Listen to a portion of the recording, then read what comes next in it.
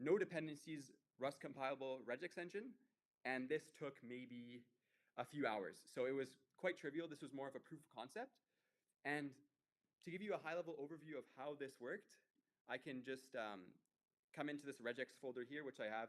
I've essentially called this parallel Ralph because this is the two words which encapsulate how this works. It's essentially a bunch of Ralph agents in parallel.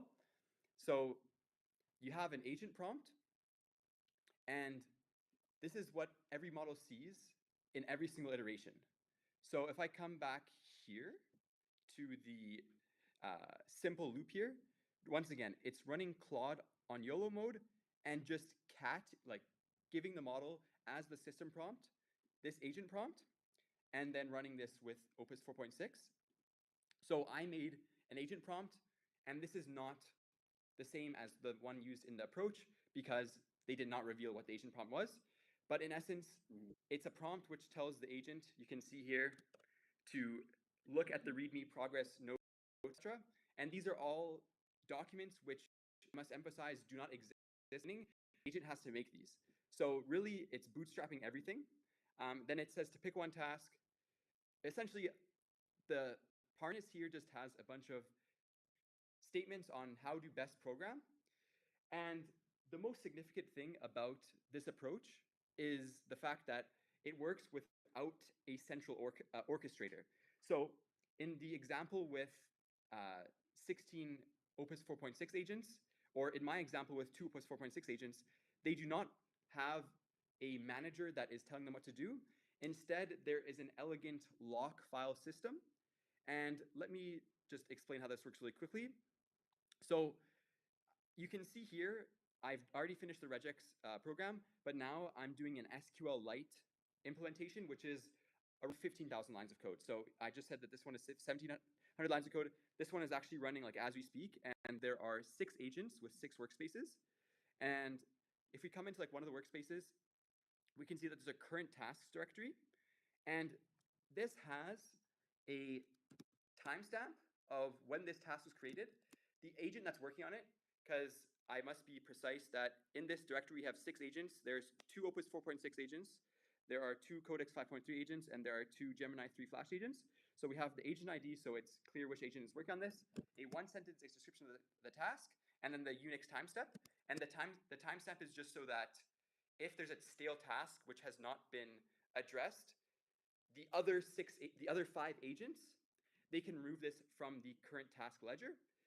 But this simple current task ledger means that every single time a agent comes into this progress.md and looks at what is still remaining to be implemented, you can see it's really long, and you have all the complete tasks here. It will push to the current task directory, and then every single agent, since they share the same remote directory, will know that this task is already claimed, and then there will be no conflict where 2 agents work on the same task because they have this common ledger. So I think this is like the main contribution to this work, is that you can have these agents working on the same the same project without an orchestrator with this central ledger of current tasks. And you can see that like I have the exact same repository cloned across these 6 agents, but this is all happening like autonomously. Like I have literally no input over what's happening. It's all just run with these shell scripts that I have. This like launch agent, if I just like quickly show, you can see that there are 6 screen commands. The first 2 you can see are Opus 4.6, then GPT 5.3 codex, and then Gemini 3 Pro, and these are all either in YOLO mode or dangerously bypass approvals in sandbox, that there's no need for a outside human to be in the loop. Otherwise, like I know I probably have missing like a lot of context because I've like thought about this for like the past week, and maybe I don't have the beginner or like the outsider perspective. So maybe if there's questions, I can answer them. But this is kind of like the overview of what I've been working on recently. Essentially, taking the work by Nicholas Carlini on the C compiler and starting this off at a 2 orders of magnitude smaller scale. And now I'm implementing this on SQLite on a 1 order of magnitude smaller scale. My goal is to just do this exact same approach on the C compiler to like replicate its results. But the problem is that it does start to cost more and more. So I think like the current SQLite implementation I'm doing, which by the way is like essentially done, I started this yesterday, has reached the limits of like my own budget. So we'll see how I can get more compute moving onwards. But yeah, Gotcha. that's kind of the quick introduction of the C compiler work of parallel agents which don't require a central orchestrator with this common task ledger. No, I love the use of like standard distributed systems paradigms, like having like a check-in, check-out without anybody having to really look at the core plan. Um, Yeah. One question, does the core plan actually get updated incrementally as you proceed? Like what happens if the initial plan had a major blind spot? How do you handle that? Prompt is here. Uh, yeah, go ahead. And I lost your audio for a sec. oh, can you hear me now? Yep. So this is where I have the exact response to your question. Essentially, in the design.md, which is like the central design doc in the README, I only say update them if the implementation reality changes, keep updates minimal, and then the same commit as related code changes. So the idea is that the agents should not be committing to this often, so that there is like a non-volatile vector which pushes the project forward.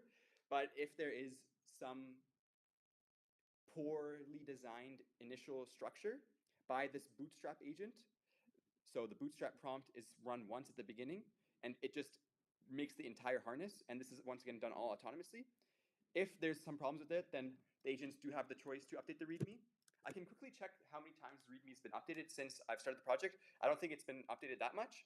So I think, That'd be a great stat to know, actually. That's almost the benchmark quality for your algorithm, right? yeah, I can actually check it right now if you would like. And I think I'm I mean, interested. no stress. It's a cool, it's a cool stat. Yeah. Yeah, yeah, just go ahead.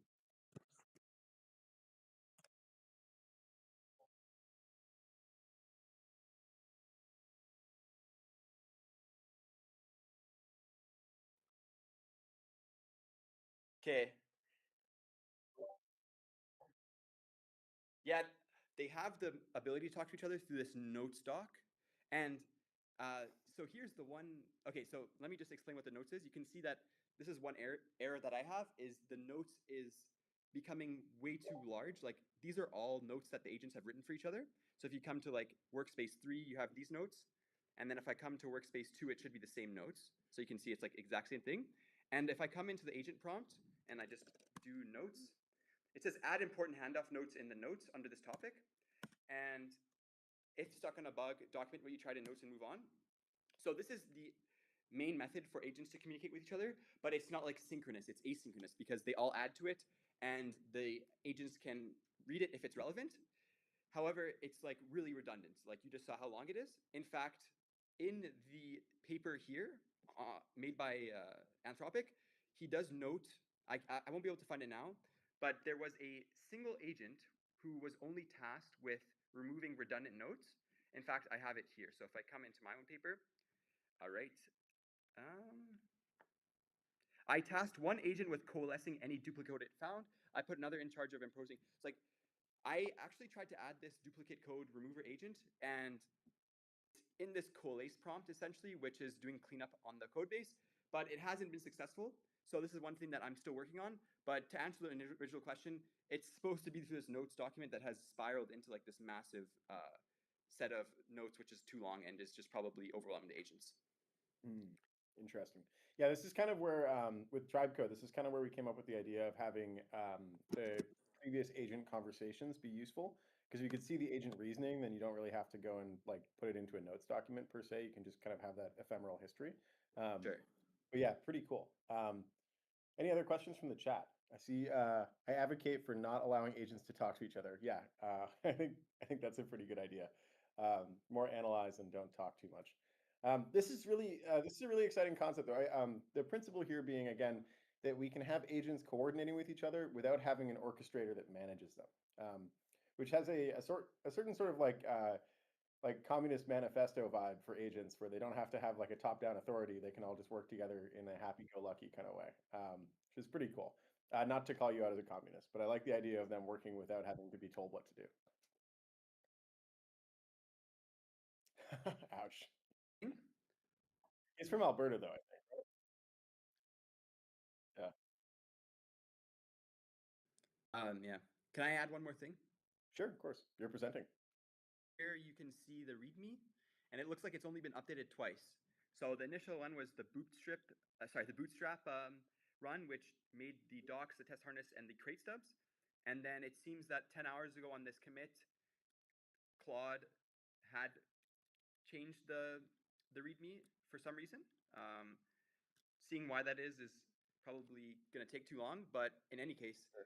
we can see that it hasn't been updated that often. But just to give you an idea, like 9 minutes ago, Claude made more commits. Like the one problem is that I'm getting rate limited, so it kind of goes for like 2 hours and then stops because of rate limits and then turns back on. But there have been, oh, I don't know why it's not showing. Oh, okay. There have been 153 commits since yesterday at 8 p.m. And actually, if I just quickly come into the progress.md, you can see that it's partially done stage 6. And if you come into the design.md, which once again, all of this was made by Claude. I didn't make any of this. If you come into the design, which has like the highest level description of the project, there are only six stages. So it is on the last stage. The one thing that I'm confused about, I need to investigate is, even though I verified that it has finished like these previous stages, for some reason it's not checking them off. So I don't know why that is, and I don't even think I can figure that out because you have so many things happening concurrently that it's hard to understand causally why something happens. But in any case, it's like almost done. The stage 6 is what I wanted to highlight. So it's pretty much finished SQLite, Rust, bare bones implementation, which is like 15,000 lines of code. I need to read. I need to like do a code base analysis to see exactly how long it is. But Pretty awesome. it's not a trivial project for sure. You mentioned that there was one agent config here, like an agent role. Are there other agent roles for like the review role and things like that? Or is it just the one like monolithic prompt? We're losing your audio again, Keon. Can you hear me now or no? Yeah. Monolithic prompt, except for this bootstrap prompt, which I took the liberty of making. I'm not sure if this actually exists for the original C compiler approach, but essentially, since the initialization of the repository is quite a different task compared to the entire building of the repository, I decided that it's better to have a bootstrap prompt, which makes the entire base repo. Because the problem is that if I run all 6 agents at once at the very start, then they'll all make the README, they'll all make the design.md, they'll all make the essential boilerplate, and that will be like really unproductive because they're all going to try to like make the boilerplate and you'll just get a bunch of merge conflicts. So to address this, which does add some human, it's like not bitter lesson build is what I'm trying to say here. We lost your audio again. Oh shoot, you lost my audio again? Yeah, you said bitter lesson here and then it just cut out. Okay. So it's not really bitter, it's not as bitter lesson build as having one prompt, but you can see that it just makes the README, the design.md, and the progress. But otherwise, when it comes to review, the agents review their own code, or I shouldn't say that. They instead run tests on their code, and they're only allowed to run code they're only allowed to push code which does not have any regressions. So I tell the model to create a test.sh, and then if we come down here, it will say, yeah, do not push regressions. So I haven't done a rigorous analysis to see how well the model is following this instruction. Perhaps there'll be some like reward hacking where it somehow is able to push regress code by like manipulating the tests. This could be a possibility. I haven't done enough analysis, but mainly it's running these tests, every single task. And you'll also see really quickly that I have test.sh --fast. This only runs 10% of the tests. It's a deterministic 10% of the tasks, which is to say that every single agent runs a separate 10% of the task. And this means that it's just much faster. If it had to run the entire test suite every single time it wanted to make a new push, then my theory is that it would make the latency too high. In any case, I'm just copying what Anthropic did. They also use this fast mode for testing, which runs a deterministic 10% of the test.sh script. So I'm just trusting Anthropic in this case. But if I just come here, see that the test.sh is just like a 200-line shell file, which has tests which are all made by the agents themselves. No, this makes a lot of sense. I've been approaching this with like test loops, especially for browser-based stuff, where you get the agents to actually go and click through the page and take screenshots and like look at it. But sorry, please go ahead, Rome. Oh, sorry, I wasn't sure if I was heard. I said, yeah. Did you link it to the stop hook? Because it feels like this could be something that, whenever the agent stops and believes it stops, then you should have this fire and then go back and say, oh, actually, the fast mode show that even just 10% of the tests don't run, and that way you make sure that even before exiting the loop, you have some sort of check. You said stop hook? What do you mean? Yeah, Oh, this is because a you're running huge, inside Cloud Code, right? Okay. yeah. Stop hooks are fantastic. So you can configure them Dude, in man, settings. I have a there's stop a hook whole that runs all my tests. there's a whole hook ecosystem that you can with the plugins that you should take a look at. I posted a picture. I'll post it again, but that explains how the hooks work. But you can basically set it up so that all of these different scripts fire off at appropriate times during the normal Claude Code operations, and then you can have Claude Code itself spawn its agent team that does it all synchronously or asynchronously. So then you can have effectively this all like automated for you without having a whole library. There are also, in addition to stop hooks, there are also start hooks, slow hooks, wait hooks, tool hooks, and all kinds of other really cool hooks. And user prompt submit one is a nice one. User Well, prompt submit is a nice I one. made that flow. I interrogated Claude until I figured out how the whole thing worked. That's the, oh, this is the flow of the different hooks. Okay, here, actually, let me get this up on the screen really quick. Should I stop my screen share? Yeah, I can. I'll pull it up really quick. I think this is worth showing though, just as an educational piece on how these hooks work, because this was one of the biggest learnings I've had in the last like 6 months. Um, what I found with the hooks is it increased the amount of runtime that I would get out of these things by quite a lot, mainly because I didn't have to be there to remind it to run the tests, which is the whole like that's probably the most annoying part about working with these kinds of agents. Let me just pull this up here. I think you guys can see it. Everybody got the screen share? Cool. So yeah, this is great. Was this Baco or Rome who dropped this? Baco. Yeah, No, cool. Paco. Thank you. And I dropped an article on it, by the way. Just if you guys want a deep dive, I explained my setup on how I actually use these hooks. Awesome. Let's go through that in a minute. Or maybe we can do a deeper dive and we can actually get you to do a demo. But basically, though, we've got session start, user input, model thinks, and then the pre-tool use. So this is every time that it uses a tool, it runs the pre-tool use. I've used this one a couple times to get it to not do certain things that I didn't want it to do. Still haven't got that super dialed in. Then there's tool execution, post-tool hook, and then model response. The one that I found is for stop hooks. So your stop hooks, there's some really cool things that happen here. The stop hook is whenever the agent stops doing anything. And this could be the end of a session. So if it's a sub agent, this is actually when the session ends and the whole like agent collapses. For a normal agent where you're actually talking to it in interactive mode, though, the stop hook is when it says, I'm done. And my stop hook is basically, if you said you're done, please double check. Did you actually do what you said you were going to do? Did you conform to our original plan? And did you run all the tests and have you implemented everything up to our standard? Even Does anybody just else have that any is like a interesting stop huge hooks? unlock for development. Like that, just that one prompt. It is. No, because the thing with it is that half the time Claude hallucinates that it's finished, and then I have to say, did you do your homework? And then it usually catches itself. So what I found with implementing just that one stop hook is it almost doubled the duration of my sessions. And sometimes I'm wasting a bunch of tokens, which is why I have 2 max accounts now. But most of the time, it just keeps going. And it keeps going until it's 100% sure that it's really finished. Oh yeah, Keon, do you want to talk about the merge conflicts thing? I think that's a huge unlock as well. There's previously a lot of this was painful, and it seems like you've come in at the right time where it's not as painful. Yeah. Well, merge conflicts, like, I don't have much to say. Like, the agents are just like really smart at resolving merge conflicts.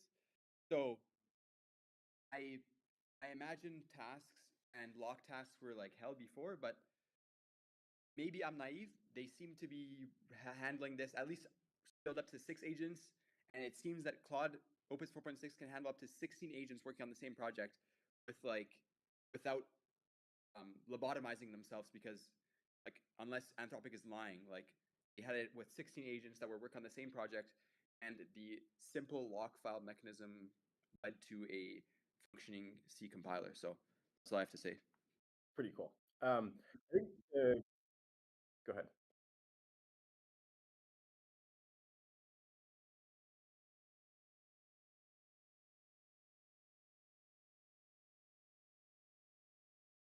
Okay.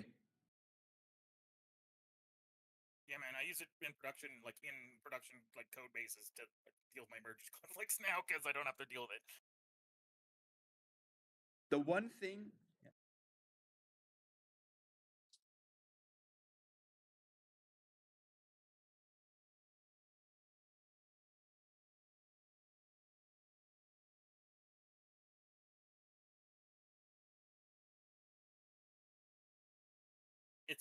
It's more like duplicate code, like if they wind up making a different branch, like, and then also not unlocking files.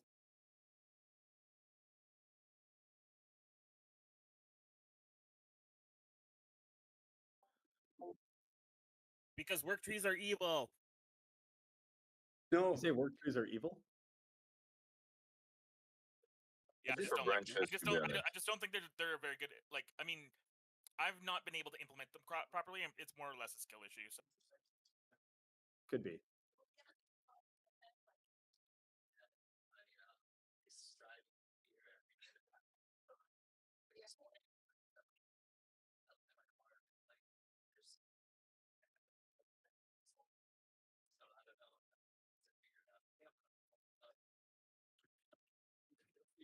I remember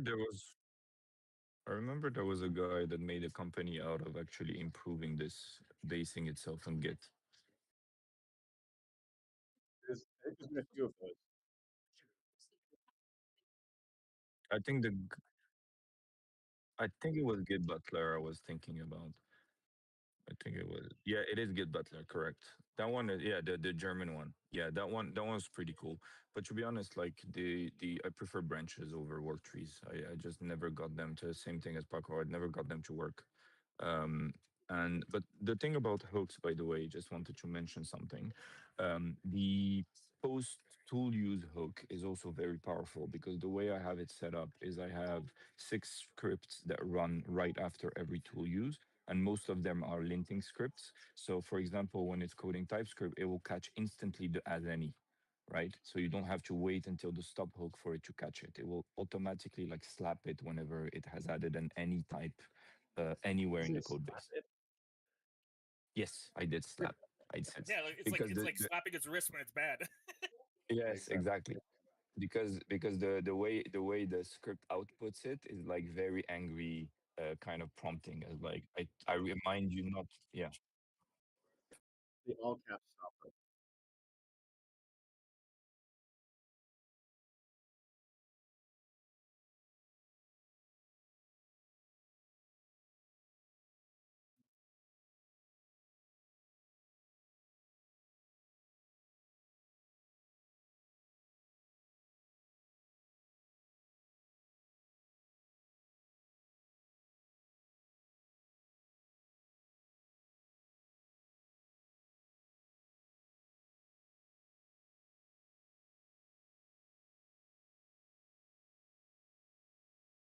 I like it.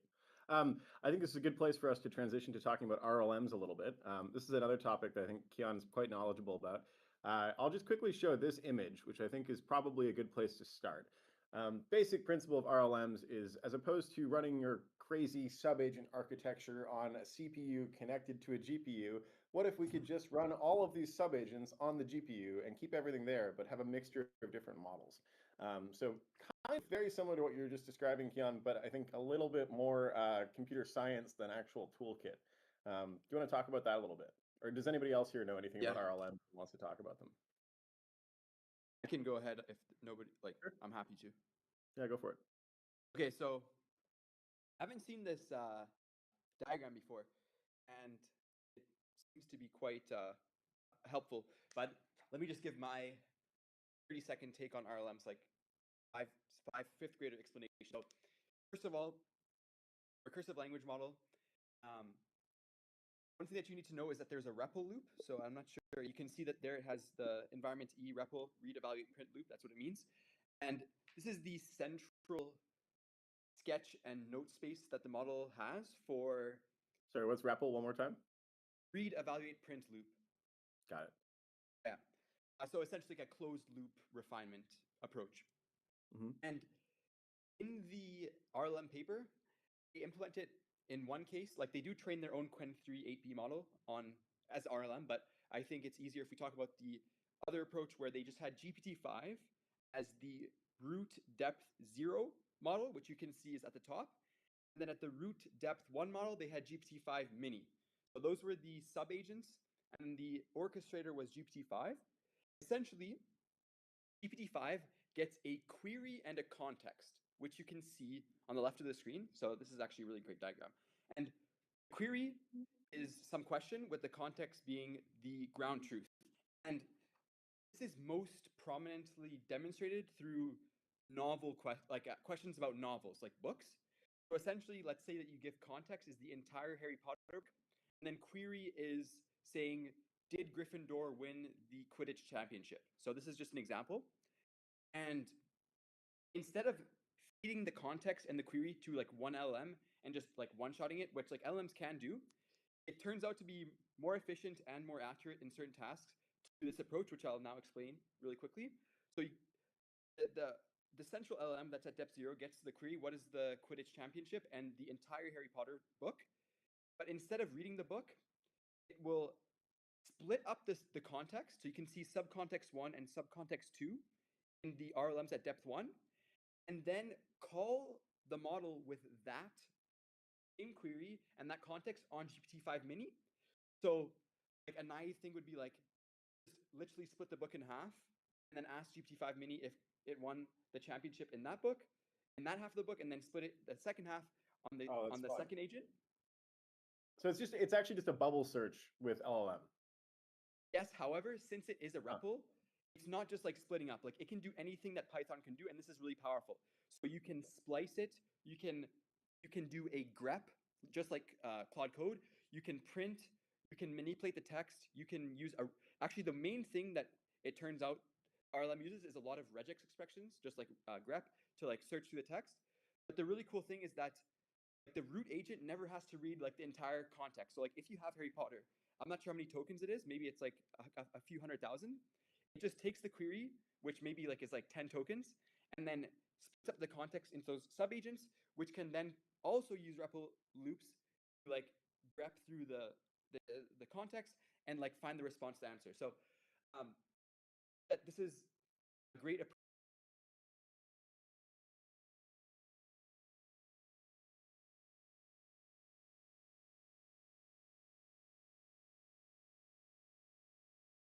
Much more efficient because in most cases you're not reading the entire token context, whereas like if you just use one LLM, then you have to feed all 200,000 Harry Potter tokens. You have no choice. Whereas here, because of the power of this REPL loop that is kind of just like a smart Claude Code instance which can manipulate the text in any way it wishes, it's just much more efficient. And here the recursion depth is 1. I think they do like even deeper recursion in the paper, but I don't know if that might have had diminishing returns. I don't remember precisely, but this is like I think the simplest RLM approach that you have on the screen, which is really helpful. No, it's really cool. So there's like two key like performance improvements here that are really important. The first one is filtering for the I don't know if model. anybody has questions about that. Sorry? Oh, I think we have some lag. Rainy day in San Francisco, weather problems, I guess. There's two really key things to take away here. The first one is filtering the data for the model that's going to interpret that data, which I think is a big step. The second one is using a whole bunch of different models to get kind of better context management, which is very cool. Oh, looks like we lost Keon. Uh-oh. I think he said his computer was going to die. So that might be the end of Keon for this session. We'll see if he can come back. Yeah. Oh, yeah. He got disconnected. I think he'll be back shortly. We'll see. So the principle of this, I think, is really interesting. One thing that's really cool about these RLMs is this is running 100% on GPU. So this is the equivalent of running a new powerful model. But you can run it all in one environment, which means you can get really good use of that data and handling across it. The second thing that's cool here, and kind of the interesting part, is this is very similar to what we were talking about before with sub-agent orchestration, except that we're doing this as a single process. So as like basically a hive mind that acts as a single actor within your system. So the combination of those two things kind of sets up the last part that I want to talk about here, which is this fight between consumer devices, like the ones that the rest of us have, and then these giant clusters. And what we could kind of see emerging here is the ability to actually start distributing some of this work across a larger community cluster, and actually kind of gets us back towards my roots, which are in the Web3 world and doing distributed hosting.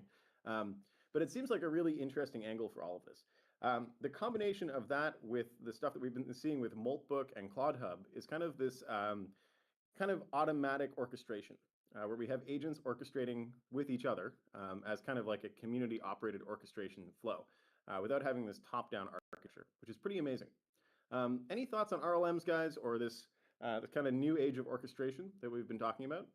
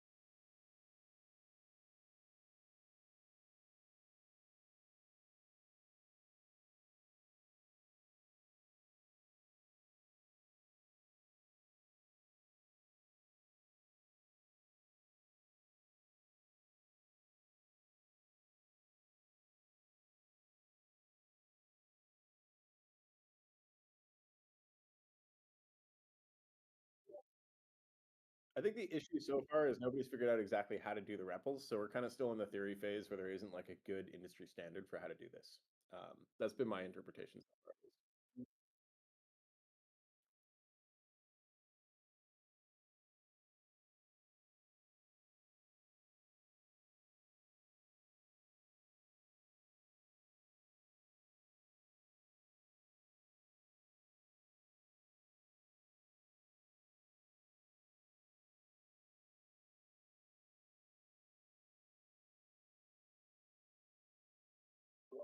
Yeah, definitely some interesting stuff coming out on that side.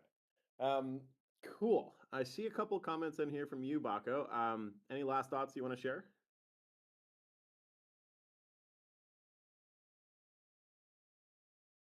I'll just read Baco's comment for the stream. It sounds like a really optimized RAG system, which is how RAG systems should be built. I particularly like this thought. I think optimizing your RAG approach for the model that's going to be interpreting the data is kind of the true thing that I'm seeing here, which is kind of like assembly line level optimizations, which is pretty cool. Yeah, sorry, I couldn't get my microphone. I dropped it on the ground. But yeah, that basically is what I was trying to say. And then the other thing I was saying was I don't get like it seems like you're searching context with LLMs as opposed to just using like retrievers to search the embedding space. So I'm just wondering like where that seems like unoptimized to me, but I might be just missing something.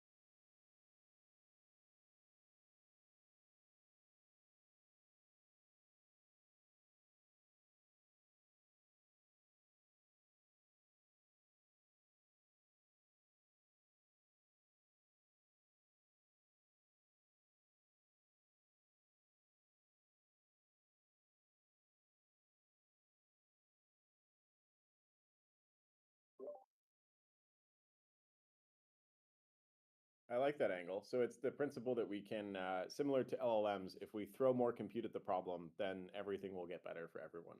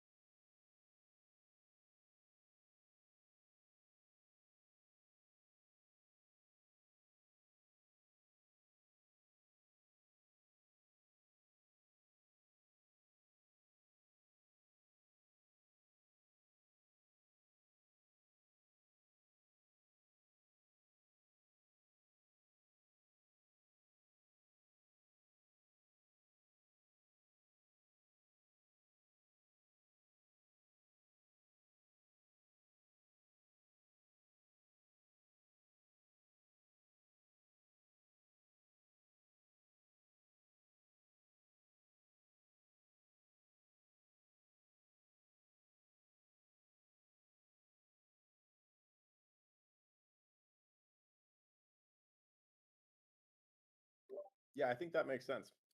Keon, you dropped this link in there. Anything to say about the link?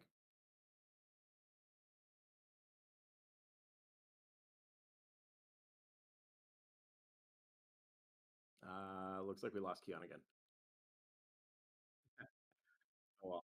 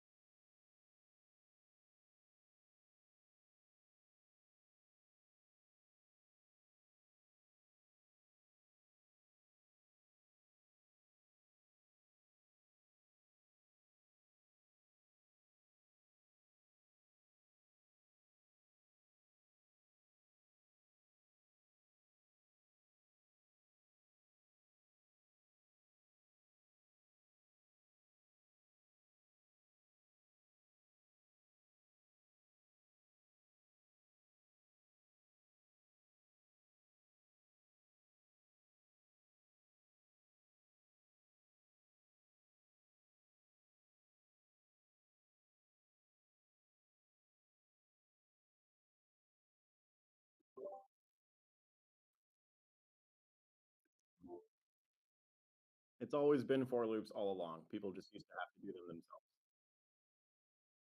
Everything's a for loop. It looks like we got Keon back. Do you want to try and tell us about this again, Keon? Uh, no. Too bad. Okay. I think, guys, we're getting towards the end of the show today. I do want to do the free giveaway. So I'm going to type the giveaway code into the chat. And so for everybody here, you're going to get the giveaway code. The code is my name, Alex, but you won't know where to go with it until you watch this. We were really interested in OpenClaw. One of the things that really bothered me about it is the security aspects were really not there. What we went and did was we had a pretty good deal with AWS already where they were giving us a whole bunch of credits, and we've been talking to NVIDIA for a while because we're helping their infra team with some cool vibe coding tooltip tricks stuff. Because of that, we had access to some of the best people who knew how to do really big scale deployments with really good security. And we get really good pricing because we talked to them about it. So what we went ahead and did was we built a really, really secure system. You get your own instance. You get your own full credential stack. So it's end-to-end encrypted from your browser all the way down to the instance, and then all the way back up. And then the coolest part is we got a deal for actually all the hosting for all of the actual models. So they're all hosted on Amazon Bedrock, but the way that we've set it up, you have full personal security getting into there. So basically no one is logging any of your LLM calls from these instances. So there's no security leaks, there's no data coming out anywhere. And the best part of all of this is that we can give it to you for $7 a month, which is pretty cool, or free if you use the code that I just dropped in the chat. So this is very, very easy to set up. I'm going to show you guys quickly what this looks like in prod because I'm pretty excited about having these. I have 3 running right now. So what you get as a default, obviously for you guys who are watching on the stream, most of you are technical, so you can get your own little terminal right here in the browser. Did some crazy security tricks to be able to get this completely secured. But the long story short of it is your browser is the only thing that can connect to this terminal. You can't even connect to it, even if you knew what the IP address was, which I guess you do. But you can go ahead and try to set that up yourself. You can debug it for us and tell us what we did wrong. We'd love to hear about it. The other thing that you get, though, which is pretty cool, is we created this routing gateway. So you don't have to host anything. You don't have to open up any ports. You don't have to expose your bot to the wider internet. You can just access it through our gateway on x.tribecloud.com. And so this means you don't have to worry about the security of your instance. Your instance can obviously still go out and install skills, so you probably still want to make sure that the skills you're installing are safe. But for the most part, everything's quite secure. The other thing that you do get, which is kind of cool, is the ability to install plugins directly. We are working on filtering this list to give you something better. We'll have an announcement next week about some cool tools that we've built to make this even easier. But the TLDR is, if you're thinking about having a Claude bot, we have made this extremely easy and very secure, and we would love to have you try it out and be part of our beta test. Nice. Interesting. I was actually looking at this. Yeah, it's worth trying.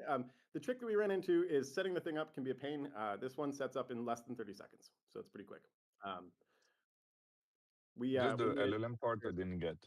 The LLM part I didn't get, which given it's all secure, like where is is it a subscription model? Is it API cost? You bring your own key? How does it work? So we're heavily subsidizing it right now. If you want to use our system, it's all set up on Amazon Bedrock. We use Mistral for the lower tiers, which I ran a benchmark as well. Actually, if anybody's interested in participating, I've created an open benchmark here for using these models with OpenClaw. So we tested a number of different models. Kimi 2.5 did pretty well. Mistral also did pretty well. So I've been using these two because they keep the cost down quite a bit compared to Opus. If you do want to bring your own key, we can probably set something up so you can install Claude Code on your instance. But so far, we've been targeting mostly people who don't have Claude Code, and that was like a huge blocker for them was just getting an API key. So we went and got some pretty heavily subsidized API access for you. We do track on the per token count, but the rate limits are very high, so you shouldn't run into any. And also, actually, at the price point on Mistral, it's incredibly competitive, so you can get a lot done for a very low price. And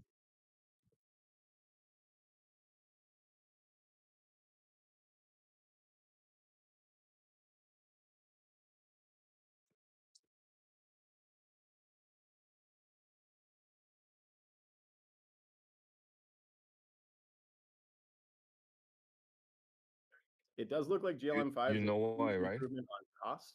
The issue with GLM5 is it doesn't take image input, so you can't copy paste a screenshot when you're angry at it, which really sucks. As soon as they fix that, it's going to be a stupendously good model. The price point on that one is around the same as Mistral, but you get the same kind of performance that you would normally get out of Opus, which is pretty cool. So lots more coming on that. We'd love to hear what you guys think of TribeClaw, and use my code. It's just Alex, ALEX. We're going to have to cut that out when we publish the recording, but if you were here for the live stream, type in Alex and you get a year free of your own Claude bot. We'd love to hear what you guys think. I think with that, we can probably wrap things up for today. Thanks everybody for being here. Thanks Keon for the great presentations. Hopefully we'll get you back in the future for discussions and future updates on all this cool stuff you're building. Yeah, you're welcome, and sorry about the technical errors that were occurring. That is completely normal. Unfortunately, live streaming on Discord has some major drawbacks, but it's the best we've got so far. Put the code in during checkout. So when you go through to checkout to get your own agent, just drop in Alex. And if you run into any issues, I'm here on the Discord, so you can send me a DM and we'll help you from there. Thanks, guys. Bye for now.